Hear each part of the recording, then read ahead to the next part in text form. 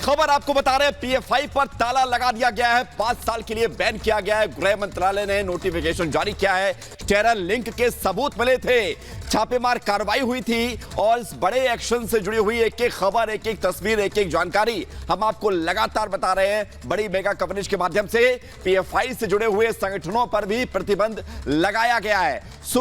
आज सुबह तड़के करीब 5:43 पर यह नोटिफिकेशन जारी हुआ है। और हमारे एग्जीक्यूटिव एडिटर ऐश्वर्य कपूर हमारे साथ जुड़ गए इस वक्त। ऐश्वर्य, एक बड़ा मैसेज पूरे देश में दिया गया, देश के बाहर बैठे उन हुक्मरानों को जो हमारे देश में कट्टरवादिता फैला रहे थे। क्या मैसेज और गया होगा, क्योंकि यह भी कहा जा रहा है कि हो सकता है, आशंका जताई जा रही है, विरोध प्रदर्शन भी हो सकते हैं। जी देखिए, विरोध प्रदर्शन करने वालों को सोचना पड़ेगा कि ये एक ऐसी संस्था पर बैन है, और सिर्फ बैन नहीं, उसको पूरी तरह से डीकंस्ट्रक्ट करने की कोशिश है। 60% ऑपरेशन ऑक्टोपस पूरा हो चुका है। बैन होने के बाद भी रेड जारी रहेंगी, क्योंकि बैन सिर्फ करने से जो वो टारगेट है वो अचीव नहीं होता। हमने देखा है, सरकार ने सिमी को भी बैन किया था, लेकिन पीएफआई का जो जैसे एक मकड़ी की जाल की तरह ये जो पूरा एक वेब है, उसको डीकंस्ट्रक्ट, उसको डीक्रम्बल करने की बहुत ज्यादा जरूरत है, और वही हो रहा है। आप देखेंगे कल भी 250 से ज्यादा लोगों को डिटेन किया गया, चाहे वो मनी लॉन्ड्रिंग की बात हो, चाहे वो लोगों को बाहर भेजने की बात हो।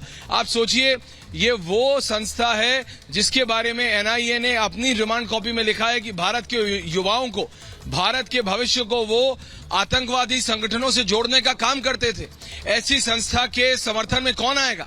ये किसी एक वर्ग विशेष या एक पर्टिकुलर धर्म के खिलाफ नहीं, ये एक ऐसी संस्था के खिलाफ है जो संस्था देश, आपके और हमारे भारत के खिलाफ काम कर रही थी, और ये समझने की जरूरत है। और इसीलिए सिर्फ इसको बैन ही नहीं, इसको पूरी तरह डीक्रम्बल किया जा रहा है। इसको पूरी तरह, जैसे कहते हैं अंग्रेजी में, इम्प्लोड करने की कोशिश है।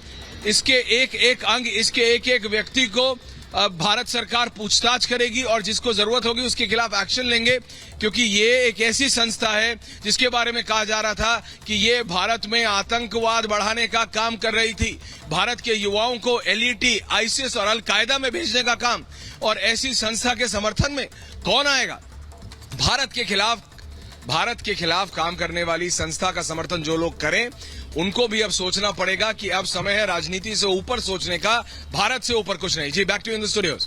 ऐश्वर्य, एक सवाल यह भी है, सवाल यह कि जिस तरह से सिमी स्लीपर सेल के तौर पर काम कर रहे थे, और ये वही लोग हैं, पीएफआई के संस्थापक वही लोग थे जो सिमी को लेकर आए थे। क्या मॉनिटरिंग की जरूरत है? इस पर मॉनिटर किया जाएगा, क्योंकि ऐसा ना हो कि नया मॉड्यूल खड़ा हो जाए। तो मॉनिटर तो no, we need to be very clear. अब सिर्फ मॉनिटर की बात नहीं हो रही है, मॉनिटर से ज्यादा की बात हो रही है। The network is being decrumbled. उसके एक एक जो भी व्यक्ति, आप सोचिए, एनआईए ने बहुत स्पेसिफिकली लिखा है, इनका एक पार्ट है जो कि पैसे में डील करता था, इनका एक पार्ट है जो कि इंटरनल पैसे, यानी भारत के अंदर दे वर स्प्रेड अक्रॉस 22 स्टेट, 22 स्टेटों में थे, और उन 22 स्टेटों में ये लगातार फंक्शन थे पिछले 15 सालों से। तो इनको 15 दिन में खत्म करना ये मुमकिन नहीं है। इसीलिए Operation Octopus is going to be on. Operation Octopus जारी रहेगा, उसके बावजूद इसको बैन कर दिया गया है, ताकि एक बहुत साफ मैसेज जाए कि भारत सरकार का जीरो टॉलरेंस तो है ही, लेकिन सिर्फ बैन करने पे रुकेगी नहीं भारत सरकार is going to act, and is going to act fast, because at the end of the day आपको ये समझना पड़ेगा, चाहे वो पैसे की बात हो, चाहे वो फॉरेन एड की बात हो, और जो कि सारी इलीगल है, और एंटी इंडिया टेरर एक्टिविटीज, इससे आगे बड़ा क्या हो सकता है? आप समझिए, दर्शकों को भी ये समझने की जरूरत है, एंटी इंडिया, देश के खिलाफ और आतंकवादी गतिविधियों में सम्मिलित, इससे बड़ा क्या हो सकता है? और इसीलिए भारत सरकार ने लिटरली, जिसे कहते हैं मिडनाइट ऑयल बर्न करके, सुबह 5:43 का डिजिटल सिग्नेचर है उस गैजेट नोटिफिकेशन पे। सबसे नीचे सीधे हाथ पे सबसे छोटा लिखा है मनोज कुमार वर्मा, 5:43 AM, 5:45 बजे ये गैजेट जारी किया गया है, करीबन 5:43 to be exact in the morning. और ये बताता है the dedication of the government की सिर्फ बैन होने से नहीं होगा, और सिर्फ पीएफआई को नहीं, उसके जितने सिस्टर कंसर्न ऑर्गेनाइजेशन है उन सबको बैन किया जा रहा है। सबकी वेबसाइट्स डाउन होंगी, लेकिन उनके जो मेंबर्स हैं, जो एक्टिव मेंबर्स हैं, जो कहा जा रहा था सूत्रों के हवाले से कि पहले किसी जमाने में सिमी के होते थे, उसके बाद पीएफआई के हो गए। सरकार नहीं चाहती कि जो पहले एक ऑर्गेनाइजेशन एक्स थी and now it is organisation Y, तो कल को कोई ऑर्गेनाइजेशन जी खड़ी हो जाए इन्हीं लोगों के साथ। इसीलिए ये जो मकड़ी की जाल, the web is being deconstructed step by step, एक एक कदम करके उस मकड़ी के जाल की तरह बुना नहीं, उसको अनबुना किया जा रहा है। और फिर उन सबके खिलाफ एक्शन लिया जाएगा जो कहीं भी भारत के खिलाफ या फिर आतंकवादी गतिविधियों में पाए गए हैं, और let there be no doubt about it. बिल्कुल ऐश्वर्य, लेकिन सवाल इस बात को लेकर है, तमाम आतंकी संगठन से इसका लिंक, गुप्त एजेंडा चलाना, देश की आंतरिक सुरक्षा को खतरा पैदा करना, सवाल तो पहले भी उठते रहे हैं, लेकिन हैरानी इस बात को लेकर होती रही है कि देश की सुरक्षा से इतनी बड़ी खिलवाड़ होता रहा, लेकिन उसके बावजूद जब एक्शन होता है तो लोग इस संगठन के सपोर्ट में भी आ जाते हैं। उनको भी सोचना होगा कि वो क्या कर रहे हैं। 15 साल 22 राज्यों में, जी देखिए 15 सालों से 22 राज्यों में, भारत के 22 राज्यों में इसका शिकंजा है वो फैला हुआ था, एक बिल्कुल मतलब ऑक्टोपस की तरह ये फैला हुआ था। इसीलिए इसका नाम operation octopus, because it's not an easy operation. आपको बिल्कुल ग्राउंड नहीं, अंडरग्राउंड लेवल पे जाके जो लोग काम कर रहे थे, चाहे वो पैसे का नेक्सस हो या वो हमारे यूथ को, the future of India, Bharat के भविष्य को सिर्फ इसलिए कि बाहर नौकरी दिला देंगे और फिर भारत की युवा को भेजा जा रहा था जो हल्का सा भी भटक जाता था। हल्के से भटके हुए युवा को आप सीधी राह पे लाएंगे या फिर उसको आतंकवादी संगठनों से मिला देंगे जाके। और ऐसी संस्था के समर्थन में जो लोग, अगर कोई, एक तो मुझे लगता नहीं कि कोई आएगा, और अगर कोई आता है तो उनको खुद आत्ममंथन, they have to introspect first. This is over and above politics. ये राजनीति से ऊपर उठ के है, ये किसी धर्म से ऊपर उठ के है। This is over caste, creed and religion. और इसीलिए ये किसी भी एक विशेष धर्म समुदाय के खिलाफ नहीं, ये उनके खिलाफ है जिन्होंने आपके और हमारे भारत के खिलाफ काम किया है, हमारे देश के खिलाफ काम किया है। और राष्ट्र सर्वोपरि, बाकी सब बाद में। जो हमारे राष्ट्र के खिलाफ काम करेंगे उसको काम करने की अनुमति कैसे दी जाएगी? और इसीलिए भारत सरकार ने literally burning the midnight oil 5:43 सुबह 5:45 बजे ये गैजेट नोटिफिकेशन साइन करके जारी किया है। 5 साल के लिए बैन लगा दिया गया है पीएफआई और उसके सारे सिस्टर कंसर्न्स पे। जी ऐश्वर्या, सबसे अच्छी बात कि अब तक वो लोग सामने नहीं आए जो कल तक पीएफआई के समर्थन में बोल रहे थे, चाहे भाईजान की बात करें या सपा के सांसद की बात करें, वो लोग सामने नहीं आए। क्या उनको भी समझ में आ गया क्या बोलेंगे तो जेल जाना पड़ेगा? जी देखिए, अब बात सिर्फ बोलने की नहीं है। I am saying this is over and above politics. ये राजनीति से ऊपर उठ के है। और अब उन सब लोगों को, चाहे आपको नरेंद्र मोदी, अमित शाह पसंद ना हो, योगी आदित्यनाथ पसंद ना हो, वो ठीक है, लेकिन आपको अजीत डोभाल पसंद ना हो, लेकिन ये राजनीति से ऊपर उठ के है, ये देश के लिए है। पॉलिटिकल डिफरेंसेस हो सकते हैं, लोग बीजेपी को सपोर्ट कर सकते हैं, कांग्रेस को, एसपी, बीएसपी, जिसको मर्जी करना है करिए, वो फ्रीडम है, डेमोक्रेसी में रहते हैं हम। लेकिन भारत राष्ट्र सर्वोपरि, there can not be zero, there can not be any compromise on India. Bharat पे कोई कॉम्प्रोमाइज कैसे हो सकता है? भारत की संप्रभुता पे कॉम्प्रोमाइज कैसे हो सकता है? और इसीलिए मैं बार बार कह रहा हूं, ये वो संस्था है जो भारत के खिलाफ काम कर रही थी। इसको जो लोग धर्म से, कास्ट से, क्रीड से, इससे जोड़ के देख रहे हैं, गलत है। आप एनआईए की रिमांड कॉपी पढ़िए, उसमें लिखा है कैसे युवाओं को भेजा जाता था। आप सोचिए, माँ बाप अपने बच्चों को बाहर पढ़ने भेजते हैं, बाहर नौकरी के लिए, ताकि उनका ये लोग नौकरी के गाब में आईएस से कनेक्ट कर देते थे, अल कायदा से कनेक्ट कर देते थे, लश्कर तैयबा से कनेक्ट कर देते थे, और ये चाहते हैं कि इनको भारत में काम करने दिया जाए। कैसे काम करने दिया जाए? How can they be allowed to work against India from the soil of India? अब तो भारत उन संस्थाओं के खिलाफ भी काम कर रही है जो विदेश की भूमि में, जो कि देश के बाहर बैठ के भारत के खिलाफ काम कर रहे हैं। ये तो देश के अंदर रह के 22 राज्यों में इनके पास पूरी की पूरी डेमोक्रेसी का ये फायदा ले रहे हैं। मतलब भारत में रह के भारत के खिलाफ काम कर रहे थे। बिल्कुल, जिस तरह से, लेकिन आपके पास लौट रहे हैं ऐश्वर्या, लेकिन इस बीच एक बड़ी खबर आ रही है, वो बताते हैं दर्शकों को कि दिल्ली के शाहीन बाग पहुंची है पुलिस। शाहीन बाग में सुरक्षा व्यवस्था बढ़ा दी गई है, क्योंकि अभी लॉ एंड ऑर्डर को मजबूत रखना भी एक बड़ी चुनौती है, और वो मजबूत रहे इसको लेकर पुलिस तैनात है, सुरक्षा बलों की तैनाती की गई है। अनूप, जिस तरह से पूरा एक्शन लिया गया है, शाहीन बाग पीएफआई का ये यहां पर ऑफिस भी रहा है, यहां पर छापेमारी भी हुई है, कई पीएफआई के जो एक्टिविस्ट है वो यहां पर रहते हैं, इसलिए ये बड़ी कार्रवाई की गई है। बिल्कुल, धारा 144 पहले ही लगी हुई थी इस इलाके में, और हमारे सहयोगी विशाल हमारे साथ जुड़े हैं, दिल्ली से जुड़ गए हैं, शाहीन बाग के उस दफ्तर से जहां पीएफआई का दफ्तर था वहां थे थोड़ी देर पहले। हम विशाल विशाल का भी रुख करेंगे, क्योंकि शाहीन बाग में तस्वीरें हम आपको दिखा रहे हैं। तस्वीरें देखिए, शाहीन बाग की तस्वीरें जहां पुलिस को डिप्लॉय किया गया है। ये वही इलाका है जहां सबसे ज्यादा एक्टिविटी पीएफआई की देखी गई थी और यहां बाकायदा दफ्तर भी था, लेकिन अब बैन कर दिया गया है और यहां वो दफ्तर यहां से कहीं और शिफ्ट कर दिया गया था। लेकिन शाहीन बाग में विरोध के सुर अक्सर उठते थे, लेकिन अब ये विरोध के सुर उठेंगे नहीं, क्योंकि पुलिस तैनात कर दी गई है। पूरे देश में शाहीन बाग की जो पहचान थी वो ऐसे बन गई थी कि यहां पर पीएफआई के कार्यकर्ता रहते हैं, पीएफआई जुड़े हुए लोग रहते हैं। और देखा होगा आपने सीए के विरोध में जिस तरह से यहां पर एक लंबे समय तक जो है विरोध किया गया, उसमें पीएफआई का नाम सामने आया।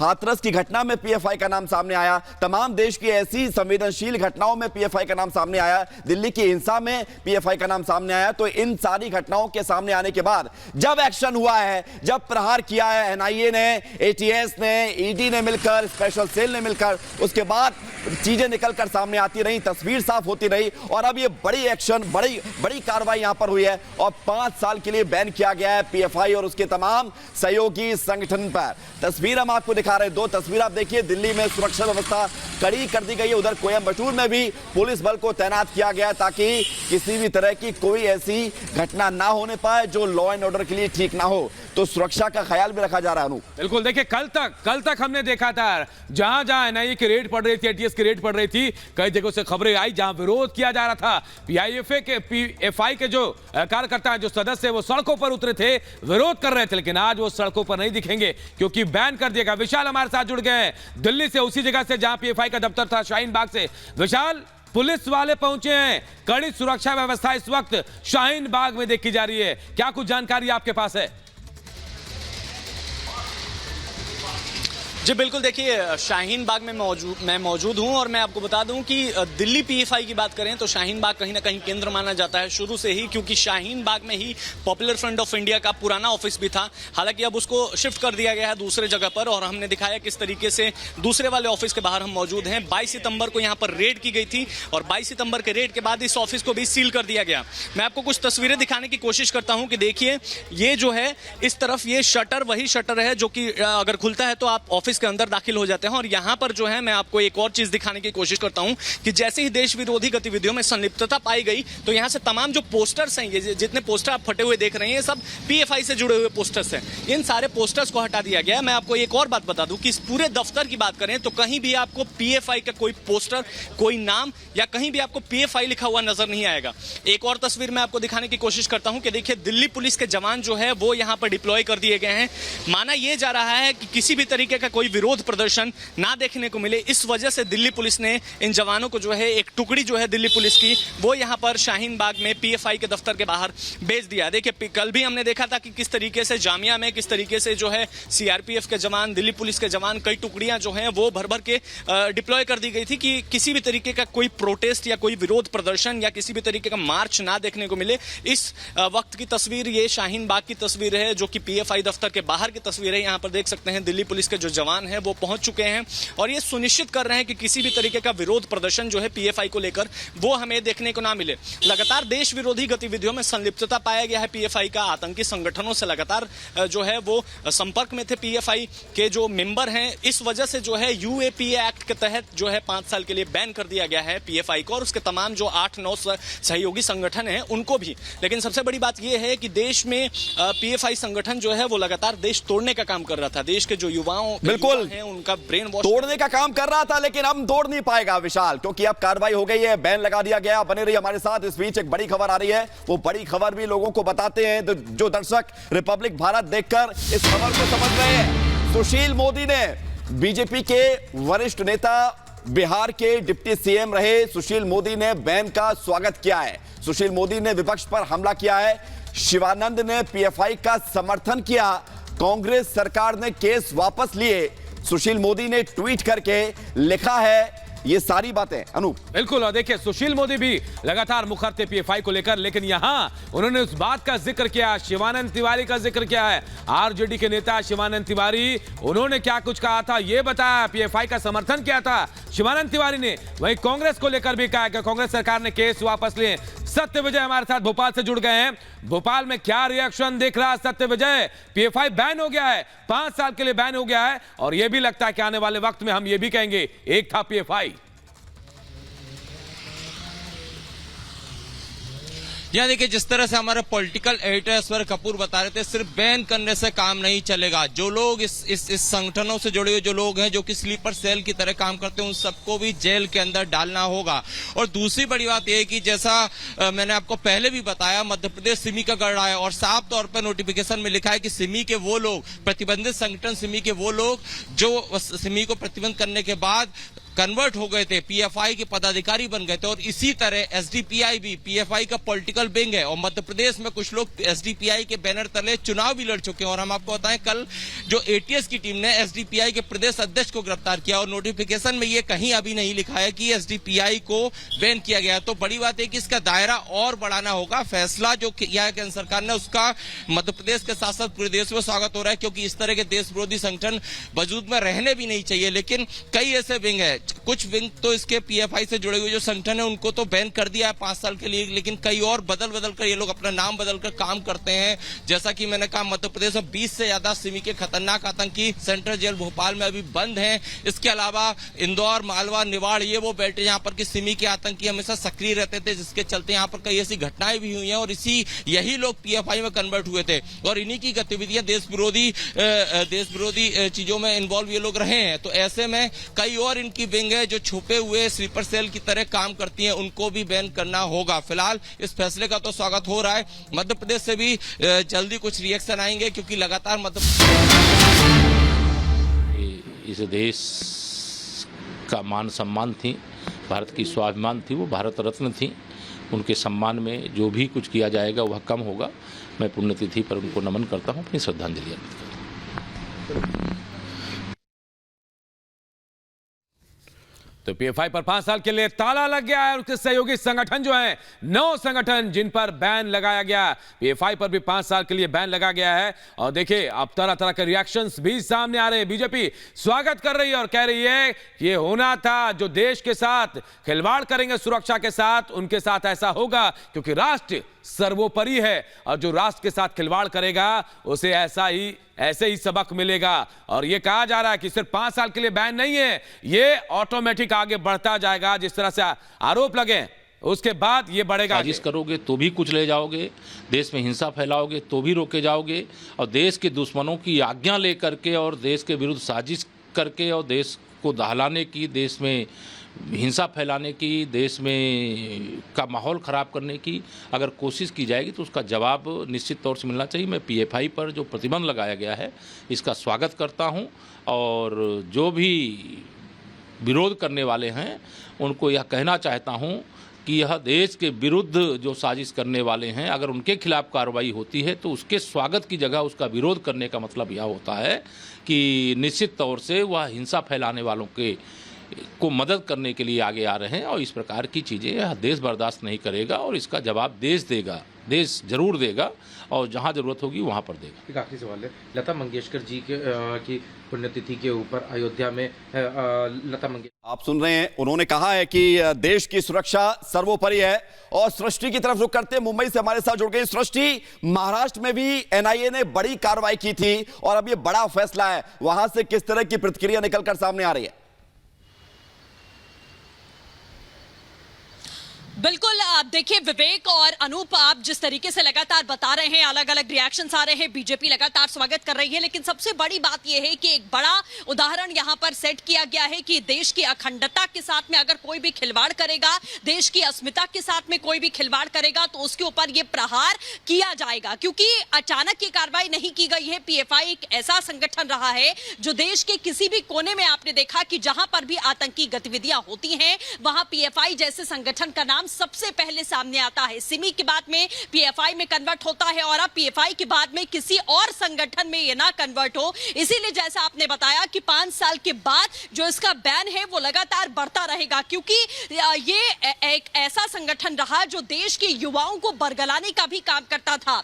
देश के युवाओं को अलग तरीके की पट्टी पढ़ाकर उनका ब्रेन वॉश करके उन्हें सीधे तौर पर अपने संगठन में। दिल्ली पुलिस के जवान हैं, वो पीएफआई के दफ्तर पर पहुंच चुके हैं, कहीं ना कहीं विरोध प्रदर्शन को लेकर ये डिप्लॉयमेंट की गई है। और ये अंदर की तस्वीरें हैं कि दिल्ली पुलिस के जो जवान हैं कहीं ना कहीं निरीक्षण भी कर रहे हैं जाके पीएफआई का जो दफ्तर है, जो दरवाजा है उसका, और विरोध किसी भी तरीके का ना हो ये सुनिश्चित करना चाहते हैं कहीं ना कहीं। क्योंकि देखिए पीएफआई इसके पहले जब रेड्स हुए थे पीएफआई के यहाँ तो किस तरीके से देश भर के अलग अलग हिस्सों में जो है विरोध प्रदर्शन देखने को मिल रहा था। और शाहीन बाग में इस वक्त हम मौजूद हैं, पीएफआई का जो दूसरा दफ्तर है जहां शिफ्ट हुआ था पीएफआई अभी अभी, वहां पर दिल्ली पुलिस के ये जवान पहुंचे हुए हैं और लगातार ये घूम कर यहाँ पर देख रहे हैं, निरीक्षण कर रहे हैं कि किसी भी तरीके का कोई भी यहाँ पर हिंसा ना हो, विरोध प्रदर्शन ना हो, ये सुनिश्चित करना चाहते हैं।